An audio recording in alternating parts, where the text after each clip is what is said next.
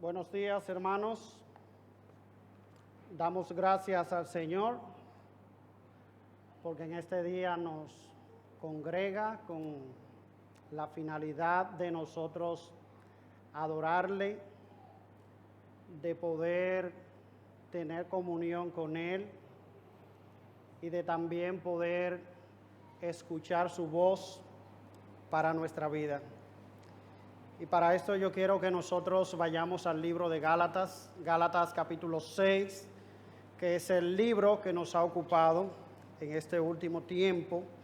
Y en la mañana de hoy solo vamos a estar meditando en el versículo número 7 del capítulo 6. Gálatas capítulo 6, el verso 7.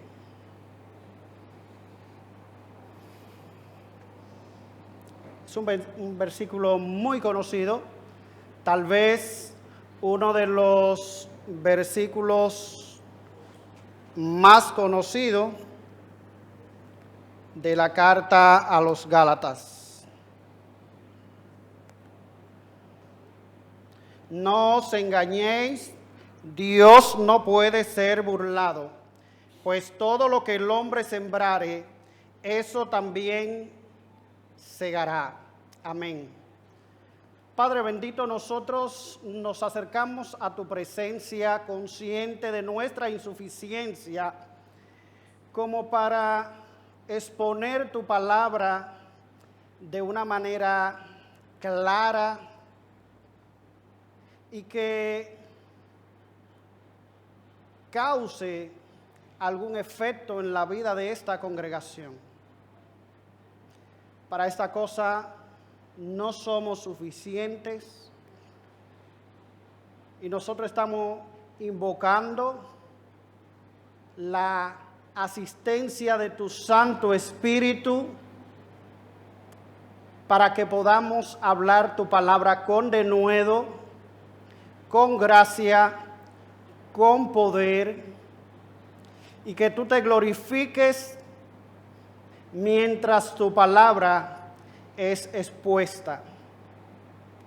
Así que, Señor, guía a tu siervo como instrumento y trae edificación a tu iglesia.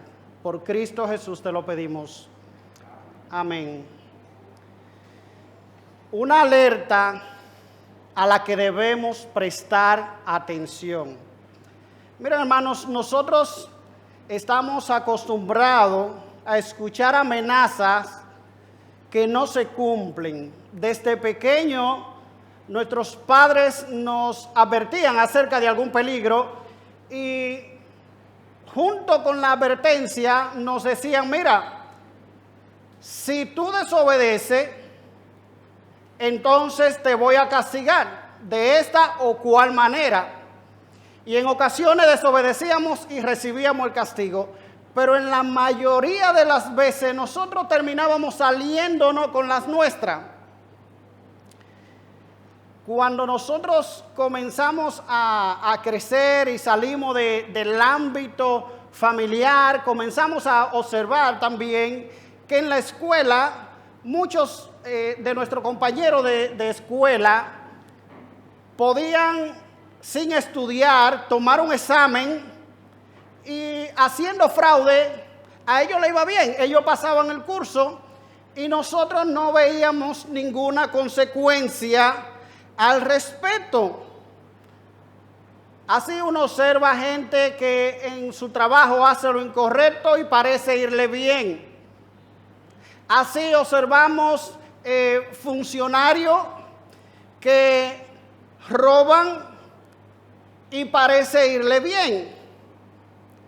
Y aunque las autoridades políticas y judiciales amenacen, adviertan que en este país el que la hace, la paga, uno pareciera ver a funcionarios que parecieran reírsele en su cara ante tales advertencias, porque ellos continúan en su en su vida, en su camino incorrecto.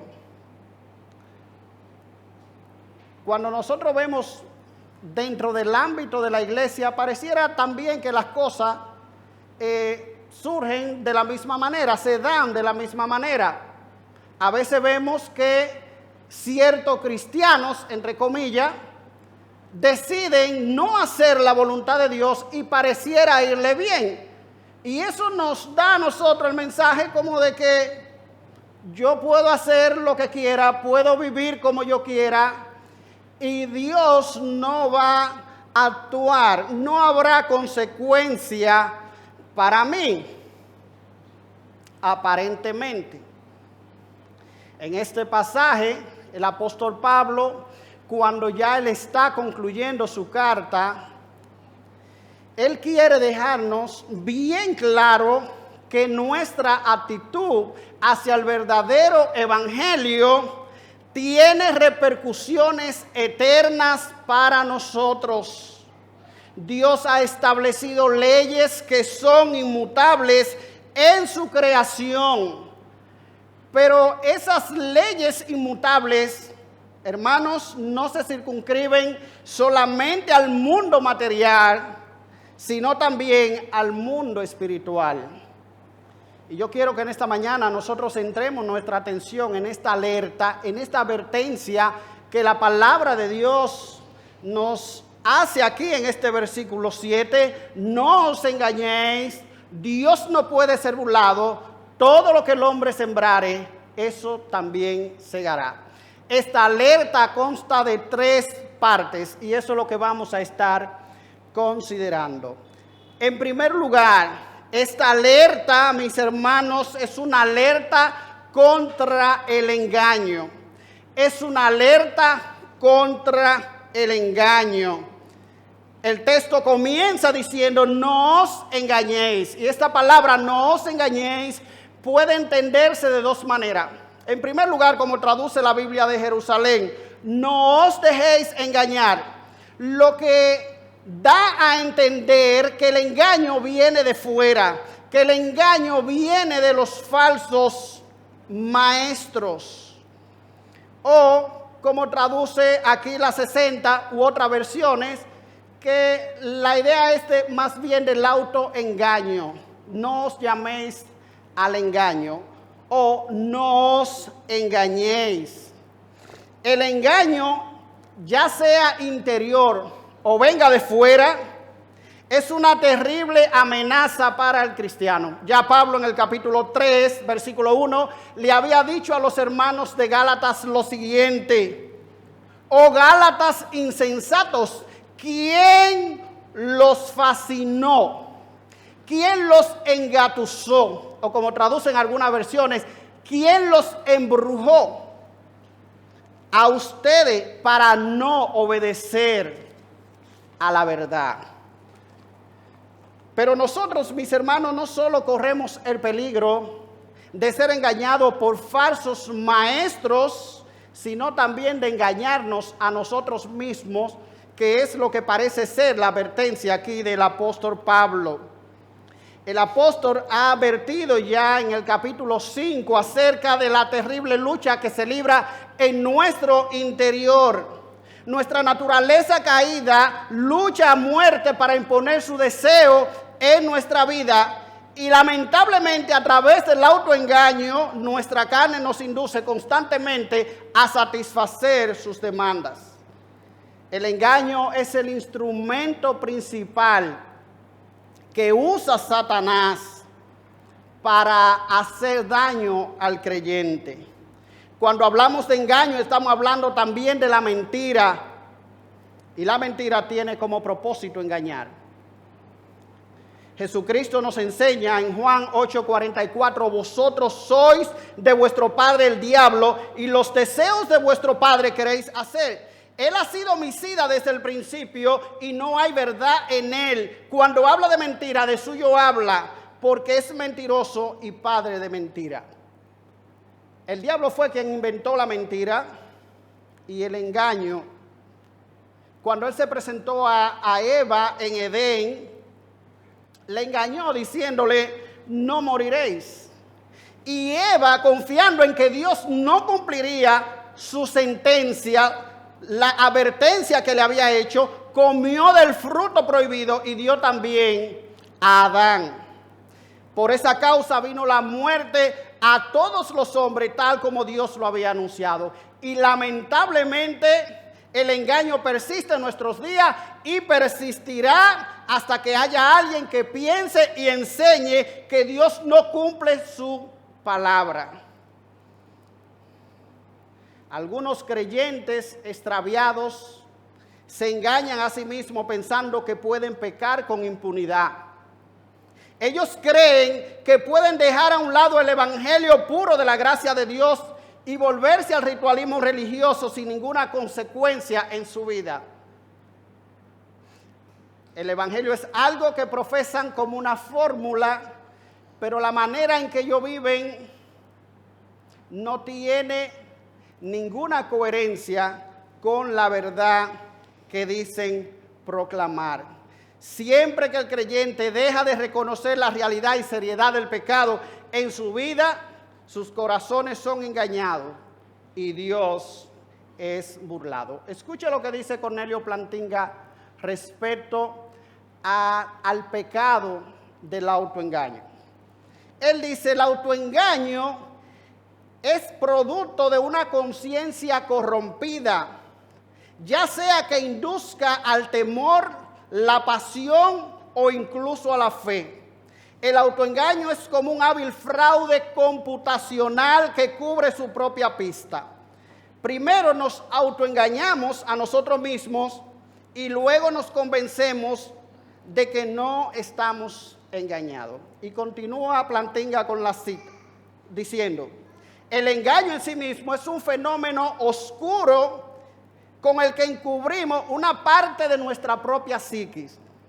Ponemos algo en movimiento en nosotros mismos, negamos, reprimimos o minimizamos lo que sabemos que es verdad. No, eso no puede ser verdad. Dios no va a hacer nada al respecto. A otros creyentes le ha ido bien. Por otro lado dice: afirmamos, adornamos y ensalzamos lo que sabemos que es falso. Se trata de amor. Es mi vida. Yo lo que quiero es ser feliz. Y eso se sobrepone al razonamiento, a lo bíblico. Y sigue diciendo Plantinga: nos convertimos en nuestros propios títeres, desempeñando el papel tanto de victimario como de víctima.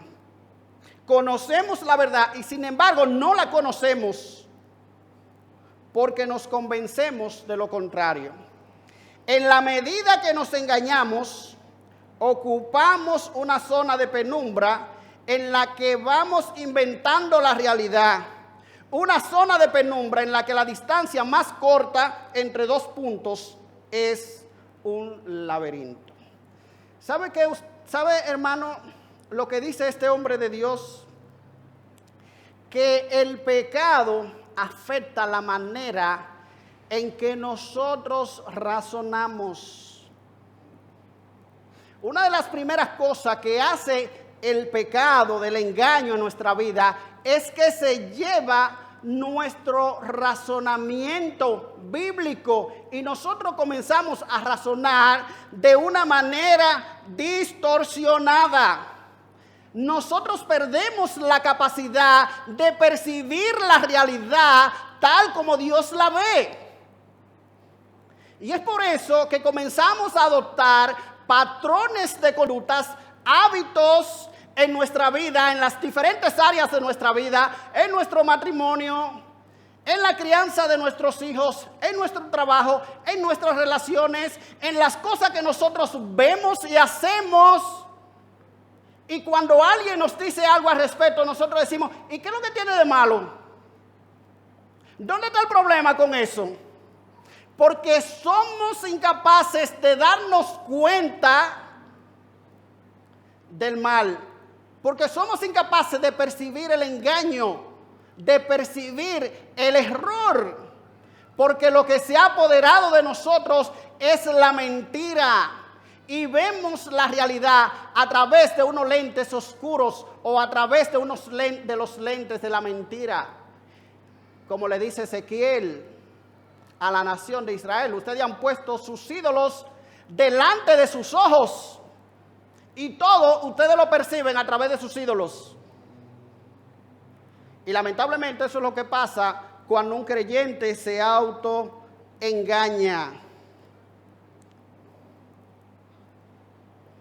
Cuando alguien predica acerca de algunos de nuestros malos hábitos, a veces lo que hacemos es burla, nos reímos, hacemos como decían aquellos hombres en Oseas capítulo 9, versículo 7,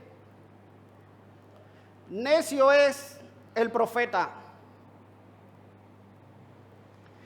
el varón de Dios es un loco. Eso era lo que ellos decían, todo hombre espiritual es loco. ¿Y por qué causa ellos hacían eso? El Señor dice: a causa de la multitud de tu pecado. ¿Por qué tú hablas así del varón de Dios? ¿Por qué tú hablas así del profeta? A causa de la multitud de tu pecado.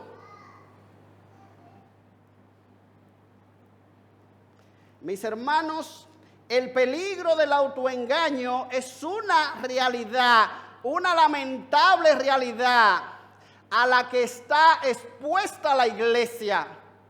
Y cuando nosotros dejamos a un lado el evangelio verdadero, lo que se apodera de nuestra vida es el error y vivimos una mentira en todas las áreas de nuestra vida, lamentablemente. Así que esa es la primera advertencia que la palabra de Dios nos plantea aquí, una alerta en contra del autoengaño. Pero en segundo lugar, no es solamente una alerta contra el autoengaño, sino que es una alerta en contra del menosprecio de Dios. El texto sigue diciendo: no os engañéis, Dios no puede ser burlado. Y esta expresión, Dios no puede ser burlado, es una expresión bastante descriptiva en el original griego que se escribió la Biblia. Es un término que significa levantar la nariz, ridiculizar, demostrar menosprecio, echar una mirada de desprecio. En otras palabras, es como si nosotros le dijéramos a Dios: Dios, no te metas conmigo, yo soy el que está en control de mi propia vida. La idea de esta expresión de que Dios no puede ser burlado es que alguien se burla de otro en su presencia, haciendo gestos en su cara, moviendo la boca y la nariz, haciendo mueca con su cara.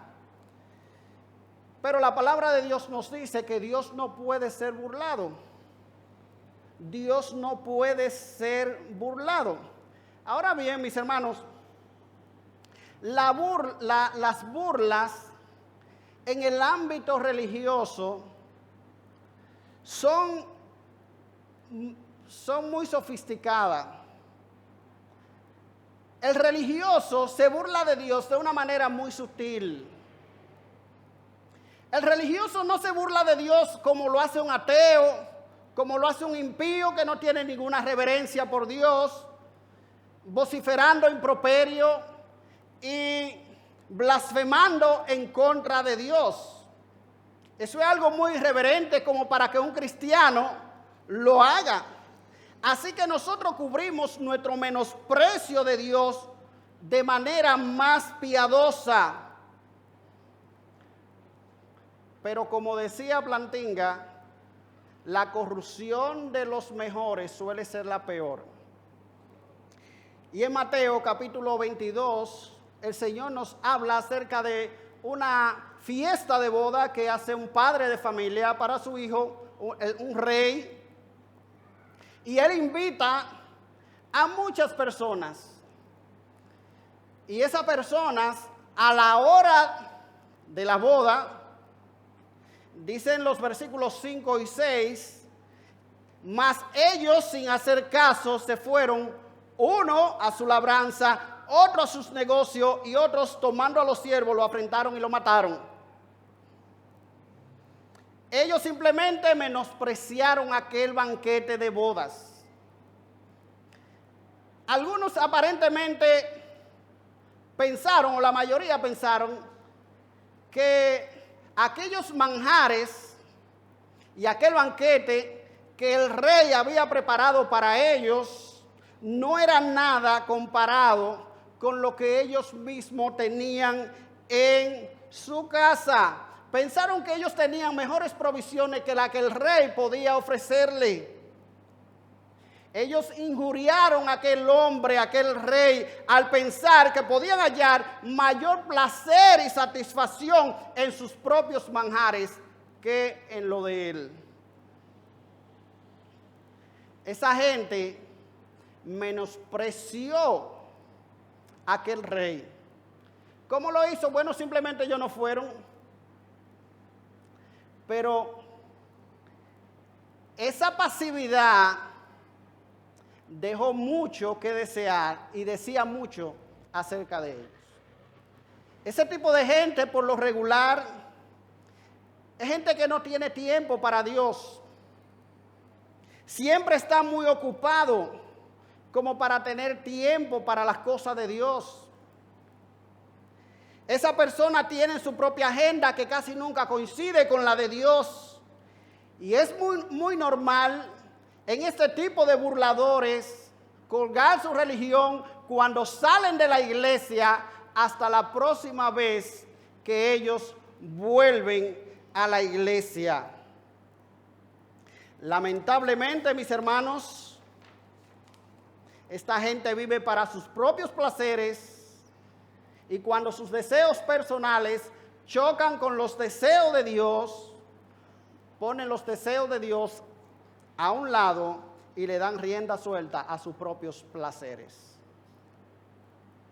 Y así el creyente o el llamado creyente se mofa de Dios, haciendo una caricatura, viviendo una caricatura de religiosidad,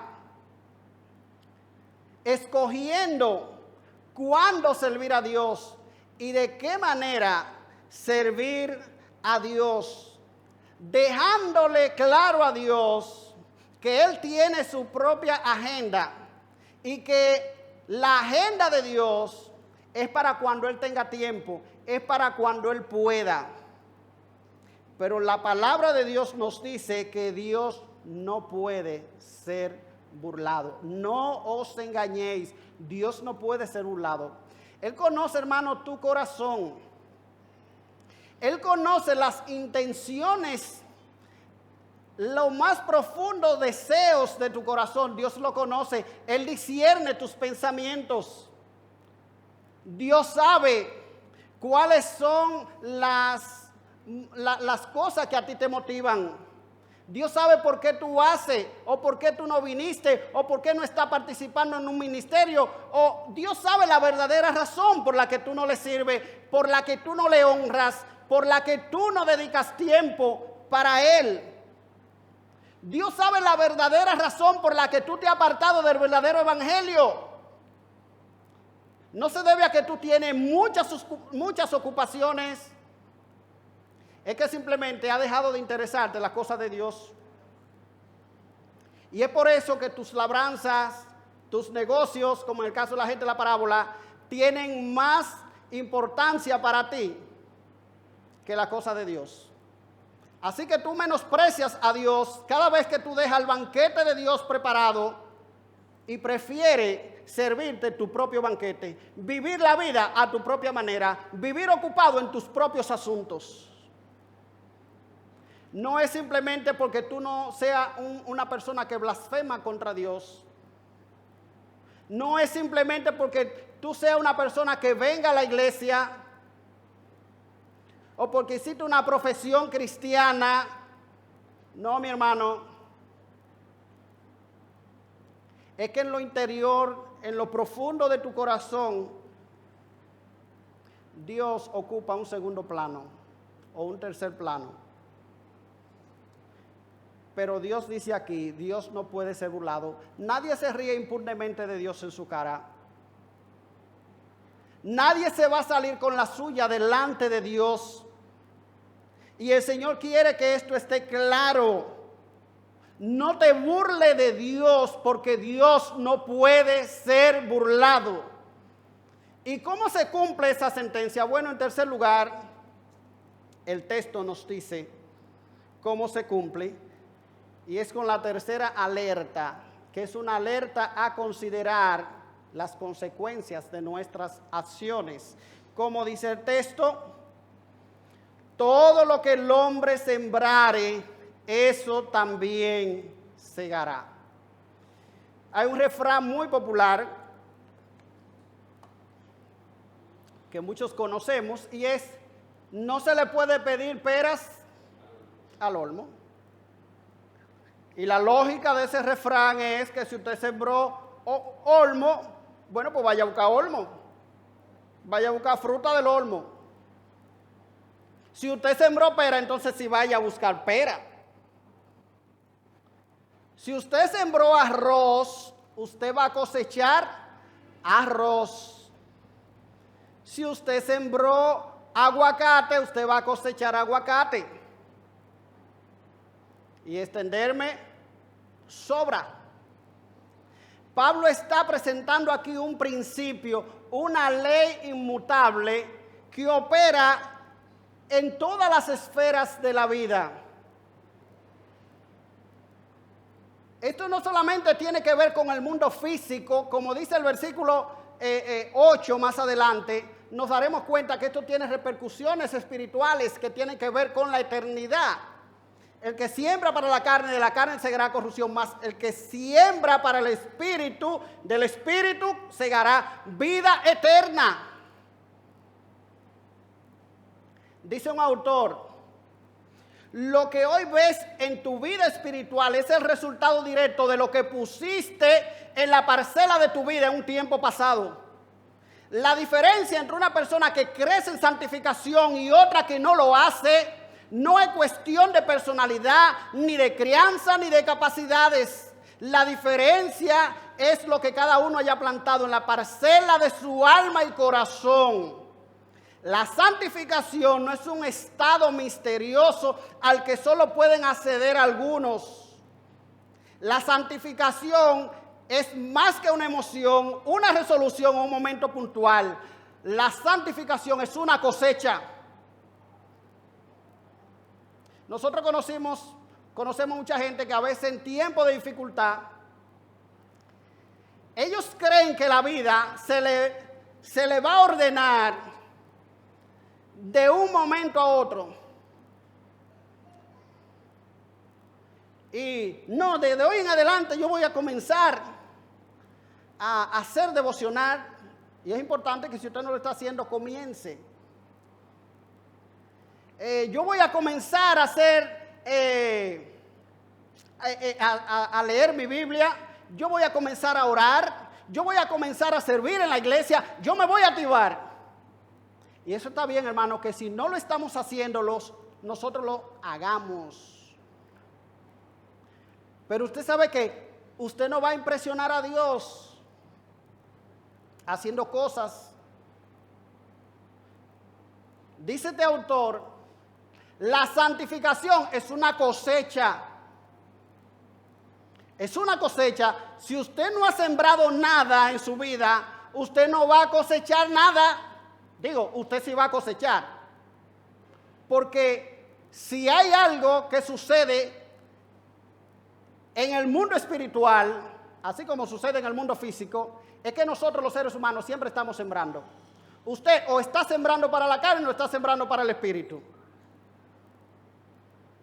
Pero la santificación, si usted no ha sembrado nada para la santificación, para ser una persona más piadosa, usted no va a cosechar piedad. Eso es lo que quiero decir. No crea que usted va a ser un hombre piadoso de la noche a la mañana si usted no ha invertido, no ha estado sembrando para eso. La palabra de Dios nos advierte acerca de esta ley de la siembra y la cosecha. Miren lo que dice en Job capítulo 4, versículo 8. Como yo he visto los que harán iniquidad y siembran injuria, las ciegan, las cosechan. Los que harán iniquidad y siembran injuria, la van a cosechar. Oseas capítulo 8, versículo 7. Porque sembraron viento. ¿Y qué van a cegar? Dice torbellino. Y torbellino segarán. No tendrán mies, ni su espiga hará harina, y si la hiciere, extraño la comerán. Esta ley de la siembra y la cosecha, hermano, está esparcida por toda la Biblia. Y quizás uno de los libros que más hace énfasis en esto es el libro a los Proverbios. Mire lo que dice. Yo le voy a citar una serie de proverbios de manera rápida. Dice: los años del impío serán cortados. El impío caerá por su impiedad. El hombre cruel se daña a sí mismo. El impío se gana sueldo engañoso. El que busca la maldad va a traer su propia muerte. El hombre malo no será sin castigo. El que busca la maldad vendrá sobre él. Los impíos están llenos de problemas. La impiedad afecta al pecador. El adversario busca a los pecadores. La casa del impío será destruida. El que dice mentira perecerá. El que se descuida en su conducta morirá. La violencia del impío los va a arrastrar. Y en el capítulo 1 de Proverbios, a partir del versículo 25, dice: sino que desechasteis todo consejo mío y mi reprensión no quisisteis. Consecuencia: también yo me reiré en vuestra calamidad y me burlaré cuando viniere lo que teméis. Cuando viniere como destrucción lo que teméis y vuestra calamidad llegare como un torbellino. Cuando sobre vosotros viniere tribulación y angustia, entonces me llamarán y no responderé. Me buscarán de mañana y no me hallarán. Por cuanto aborrecieron la sabiduría y no quisieron y no escogieron el temor de Jehová, ni quisieron mi consejo y menospreciaron toda reprensión mía. Comerán el fruto de su camino y serán hastiados de sus propios consejos. Porque el desvío de los ignorantes los matará, y la prosperidad de los necios los echará a perder. Mas el que me oyere habitará confiadamente y vivirá tranquilo sin temor del mal. Y esto es simplemente, hermano, un extracto de todas las advertencias que las Escrituras contienen acerca de las consecuencias de nuestras acciones. Y Dios está alertando a su iglesia diciéndole: no te engañes, Dios no puede ser burlado, todo lo que el hombre sembrare, eso también segará. Hermano, lo que tú siembras es lo que va a cosechar. Lo que tú siembras es lo que va a cosechar. Y puede que esté cosechando en este momento lo que tú has estado sembrando durante tu vida pasada.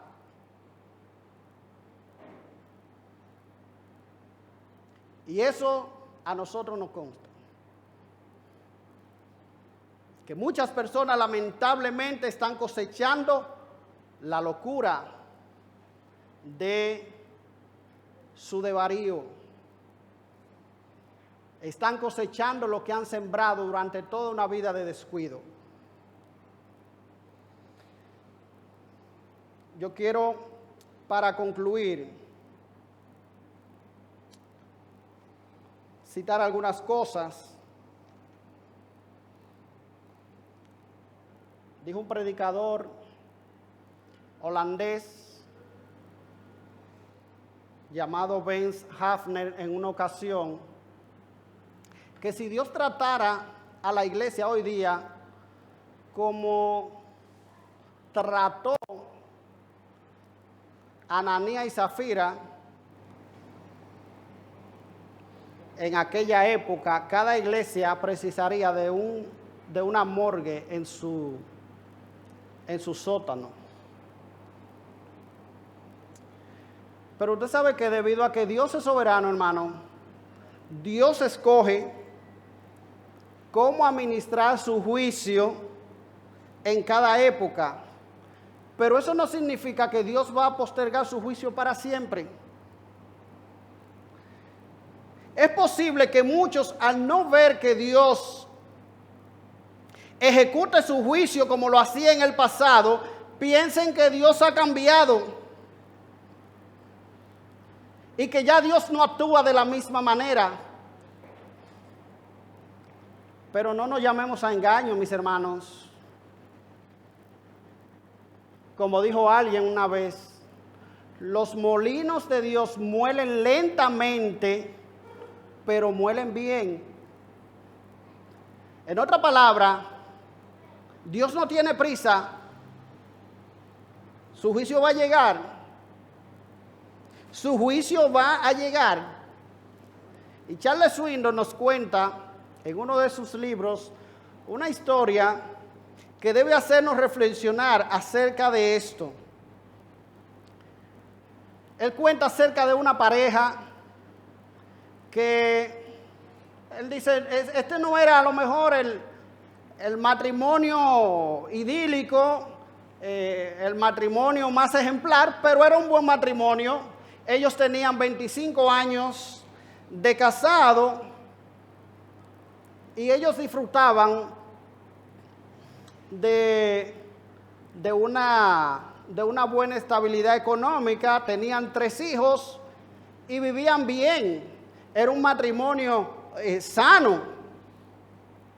Y un día decidieron comprar una casa cerca de un lago donde ellos pudieran ya jubilarse cuando estuviesen ya un poquito más viejos. Así que cuando ellos encontraron la casa, fueron a verla y le atendió el dueño, el cual era un hombre soltero, un hombre viudo.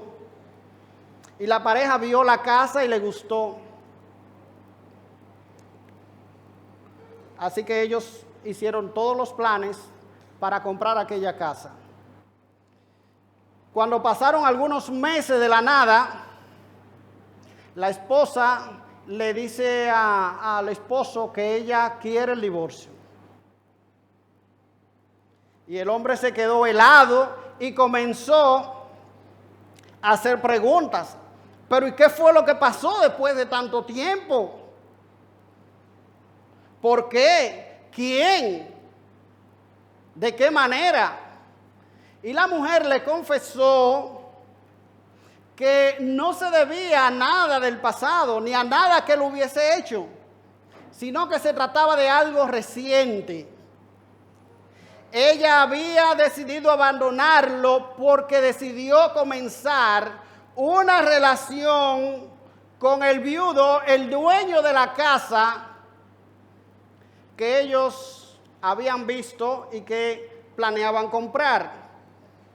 Ella le dijo que esta era una decisión sin vuelta atrás y que nadie la haría desistir, ni siquiera sus hijos. Así que el día señalado, ella recogió sus cosas y el esposo se quedó en llanto en medio de la casa. La mujer salió a encontrarse con su nuevo amor y 1 o 2 semanas después, aquel nuevo amor murió de un infarto fulminante. De un infarto fulminante. Hermano, ¿cuál es la lección? No nos juguemos con Dios. Dios no está de brazo cruzado.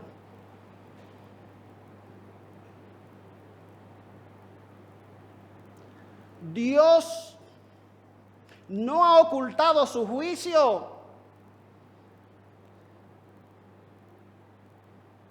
Somos nosotros quienes le ponemos nombres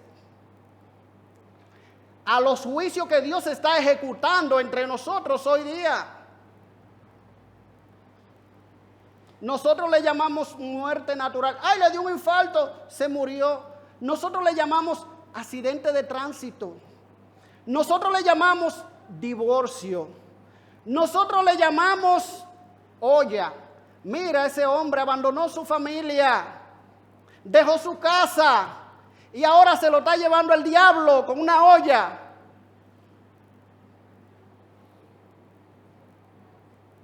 Somos nosotros, hermanos. Le llamamos aborto, le llamamos enfermedades congénitas, le llamamos enfermedades, es un cáncer que le vino, es una enfermedad. Mis hermanos, y porque nosotros no somos Dios y no podemos juzgar qué cosa es juicio de Dios y qué cosa no, pero nosotros no debemos olvidar que muchas de estas cosas son manifestación del juicio de Dios. En Romanos capítulo 1, el apóstol Pablo allí nos dice que la ira de Dios se revela contra toda impiedad e injusticia de los hombres. Y la idea es que la ira de Dios se está revelando. No es que la ira de Dios se manifestará un día, no, hermano. La ira de Dios se está revelando. ¿Y cómo se está revelando? Bueno, como los hombres no tomaron en cuenta a Dios, como ellos decidieron no tomar en cuenta a Dios, usted encontrará una expresión que se repite en Romanos capítulo 1 que dice: Dios los entregó, Dios los entregó, Dios los entregó. Dios lo ha entregado a una mente reprobada para hacer cosas que no convienen. Dios los ha entregado a la locura de su propia mente. Pero ¿y cómo es que ese hombre no? ¿Cómo es que él no ve que se está arruinando la vida? ¿Cómo es que esa muchacha no ve que se está arruinando la vida? Pero ¿cómo es que un hombre tan viejo o una mujer tan vieja? Hermano, no es más que una evidencia del juicio de Dios. Y usted sabe que estamos tan engañados, tan ciegos, que no nos damos cuenta, no nos quitamos la venda, como dice Plantinga, para ver que es que Dios no puede ser burlado, que nosotros no podemos reírnos de Dios en su cara y pensar que nos va a ir bien. Usted ve la iglesia hoy día, hermano, y cada quien ha decidido vivir a su propio antojo. Nadie está preocupado por la salvación de las almas. Nadie está preocupado por servir. O mucha gente no está preocupado. Las cosas para Dios que salgan a su manera. Porque lo que importa es mi propia comodidad. Es mi propia felicidad. Yo me paso una semana matado trabajando, así que yo me merezco un fin de semana plácido en mi casa o una noche tranquila en mi casa sin que nadie me moleste, mirando televisión o haciendo algo que a mí me guste y me entretenga. Y los hijos, muy bien, gracias. Que lo eduque la tableta y la computadora y YouTube. Y después, hermano, nosotros comenzamos a ver las consecuencias. ¿Y qué pasó? Ay, que estos muchachos de ahora y esta generación. No, mi hermano, que eso fue lo que tú sembraste. Eso fue lo que sembraste. Dios sigue actuando hoy día, hermano, de la misma manera. Dios no puede ser burlado, y recuerda, esto aparece una y otra vez en su palabra. Y si hay algún amigo entre nosotros, yo quiero decirte que tú no te vas a salir con la tuya. Tú no vas a salirte con la tuya, amigo. Si tú no vienes a Cristo en arrepentimiento y fe, Si tú no dejas tu pecado y te refugias en Cristo, el Señor ha dicho que lo que te espera es eterna perdición. El hecho de que tú estés cerca de la iglesia, el hecho de que tú vengas a la iglesia, no te va a salvar. Si tú no vienes a Cristo, no hay esperanza. No hay salvación para ti. Porque Dios ha dicho que tú has sembrado para corrupción. Y el que siembra para la carne, de la carne segará corrupción. Y a final de cuentas, cuando tú estés en aquel día, en el gran trono blanco, su recompensa será la perdición eterna. ¿Por qué? Porque usted nunca vino a Cristo. Usted rechazó a Cristo porque usted tenía otras prioridades mientras estuvo aquí en este mundo. Y mi hermano, estas alertas es para que nosotros reflexionemos. Y todo aquel que no está viviendo conforme a la verdad del Evangelio, esta alerta es una oportunidad para que nosotros recapacitemos y nos arrepintamos. Hay suficiente gracia en Dios para acogernos. Hay suficiente gracia en Dios para que tú puedas comenzar a sembrar para el Espíritu, para que tu vida pueda cambiar, para que tu vida pueda ser un instrumento de bendición para el reino de Dios y para que en el día del juicio tú no te alejes de Dios avergonzado. Es una oportunidad que Dios te da, que Dios te ofrece para que tú digas: Señor, pero yo estoy viviendo una locura, pero esto no está bien, pero yo estoy viviendo según los patrones del mundo.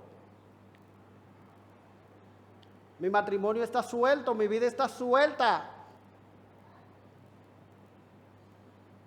Dios te da la oportunidad de poder comenzar una nueva vida con Él. Pero tú tienes que arrepentirte de tu pecado, renunciar a esa vida y venir y tomar la cruz y seguir a Cristo. Padre, gracias te damos en esta mañana. Gracias por tu palabra. Gracias por esta alerta, Señor, que tú nos haces para despertarnos, para que nosotros, Señor, podamos venir al verdadero evangelio de la gracia en Cristo. Y este verdadero evangelio de la gracia nos dice que nosotros estamos crucificados juntamente con Cristo. Y lo que ahora vivimos en la carne, lo vivimos en la fe del Hijo de Dios, el cual nos amó y se entregó a sí mismo por nosotros. Ya no nos pertenecemos a nosotros mismos. Estamos llamados, Señor, a vivir para ti. Estamos llamados a vivir para tu reino. Estamos llamados a buscar las cosas de arriba. Así que danos la gracia para que podamos vivir según este glorioso evangelio, el cual dice tu palabra que si aún un ángel del cielo os anunciara un evangelio diferente, sea maldito. Este evangelio es el único por el que vale la pena vivir. Es el único que vale la pena proclamar. Y si nosotros nos apartamos de este evangelio, tu juicio caerá sobre nosotros. Líbranos, Señor, de tal cosa y despierta a tu iglesia, de modo que nosotros podamos agradarte y servirte como tú te lo mereces. Por Cristo Jesús. Amén.